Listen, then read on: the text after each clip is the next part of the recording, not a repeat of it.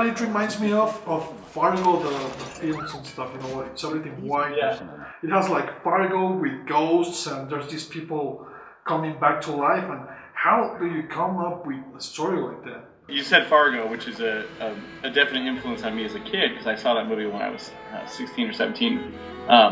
And I grew up in Wisconsin, which is very near to where Fargo takes place. But when I saw Fargo as a kid, I was amazed because I'd never seen something set in Minnesota. I'd never seen something set in Minnesota that felt like Minnesota. You know, where people have the accent and they're real nice, but they're that sort of thing. And so I held on to this idea that I always wanted to do a crime story set in my hometown. Because growing up in my hometown, I saw the weirdest shit. Just weird, like the crimes there were so bizarre.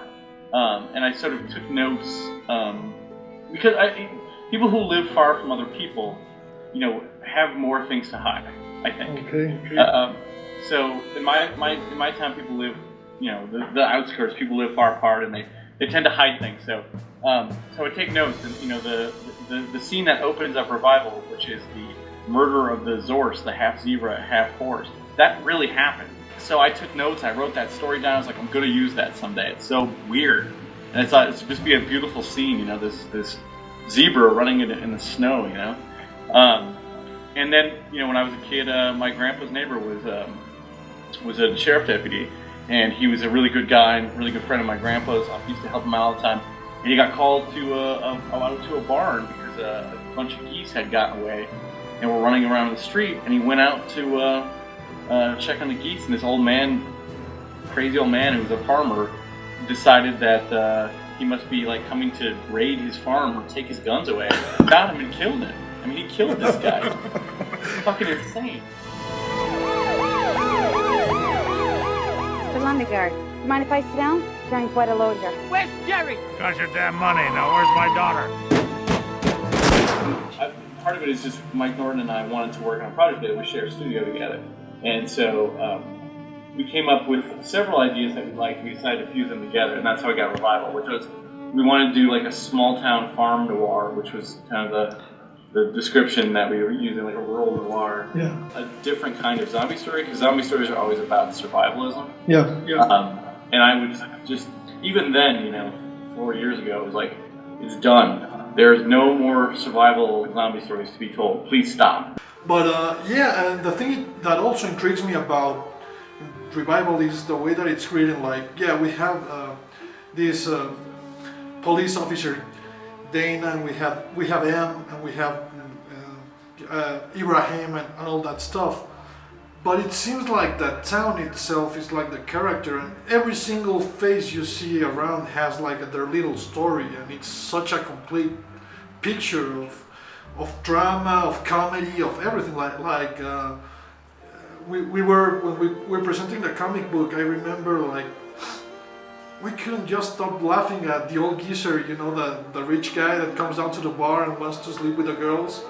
Lester, yeah. Yeah, Lester. Part of the idea was to capture a bar in a small town on a Saturday night. So, like, all of those people, if you interviewed every person in a small town in a bar on a Saturday night, would have a great story, right? So we figured the comic, every character should have a great story, as if we were interviewing weirdos in a bar on a Saturday night in Wisconsin. So, all of those people have really detailed stories. They're all important. In fact, the hardest part about this book is keeping all the characters straight. But they all have because you're right, the main character is the town. Now I think I wanted to do something where it's like, what if it's about, when people come back to the dead, you have to deal with them. And you were so sad that they left, and they were so sad that they're gone, but now what happens when they come back? And you have to live with them. So I think it was instead of it being a story about death, it was a story about living. That was our pitch, So I think, it's a unique take. I think calling it like Fargo by way of Walking Dead hopefully sells copies. So go ahead and use it. No, and there's also the ghosts, which is like it came out of left field.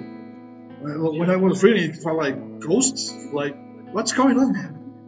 Yeah, it all makes sense. It all comes together by 38, 39. It all until together. You and John Layman did this little crossover with Chew, another interesting Image comic book, and it's actually a great jumping point. You won't need to jump in because we'll publish in both and you can get both. But, Yeah. What's the story behind like making a crossover, which is very rare in these types of author comic books nowadays? See, again, I love this kind of shit. John loves that kind of shit. When you get to play in each other's sandboxes, and play with each other's toys is like, you know, a real thrill for a writer. And when you're working on just create our own books, you kind of lose that. You don't get to do that very often. But you know, John and I are friends. We've been friends for years, and we thought, you know, what a great way to, you know, let our readers sample each other's books, and what a great way for us to have fun with it, you know. And we knew we didn't want to mess around a lot with like trying to have to explain why they went together. Okay. Like, it's gonna be cool. That was our idea. Like, we don't care if there's like, you know, his world has cyborgs and ours doesn't, and we just don't care. We don't care if his has, you know, chickens and that are superheroes. We just were like, let's just tell a fun story and figure. We don't, you know, don't get bogged down in details. Just get wrapped up in the spirit. That's what we really wanted. Another thing I always wonder is like you're working right now not only with your author Image comic book, you have stuff coming out from Marvel, from DC, from Dark Horse. We had Sundowners. How do you find time? You know, I'm used to working like 50 to 60 hours a week because that's what it takes to draw comics. So when I transferred over to writing, I could still maintain that schedule. And I don't have kids, so I just write a lot. And that I just never let myself like have writer's block. You know, like Yeah. I don't get to have writer's block. I just have to make pages. I'm only sort of recently getting sort of tired out, but I think I can keep it up. I like making shit up. I like making comics. So yeah, it's less about finding time to work and more about like making sure I live outside of work.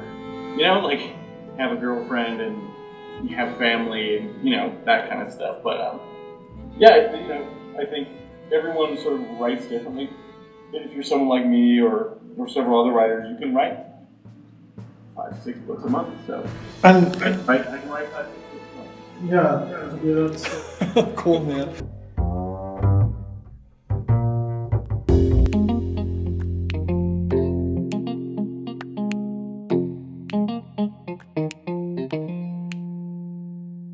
Ha estado sacando títulos con Dark Horse, con Image, con DC, con Marvel.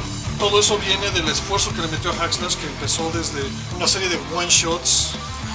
Se expandió a sus propias, a 2 series regulares, una en David's Zoo Publishing y otra en Image.